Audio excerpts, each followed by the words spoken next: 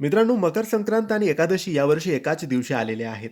तर या मुहूर्तासाठी, या योग हा जो जुळून आलेला आहे, त्या निमित्ताने तुम्ही कृष्णाची, विष्णूची सेवासुद्धा करायची आहे आणि सूर्यदेवाची सेवासुद्धा करायची आहे.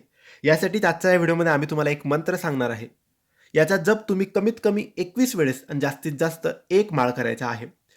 मकर संक्रांतीच्या दिवशी म्हणजेच 14 जानेवारीच्या दिवशी सकाळी अंघोळ करून या मंत्राचा जप केला तरी चालेल, संध्याकाळी देवपूजेच्या वेळेस केला तरी चालेल. 1 माळ केला तरी चालेल, 21 वेळेस जप केला तरी चालेल. महिला, पुरुष कोणीही या मंत्राचा जप करू शकतात. तुम्हाला सूर्याचे पुण्य आणि विष्णूचा कृपा नक्की मिळणार आहे. तुमचे कुटुंब सुखी होईल.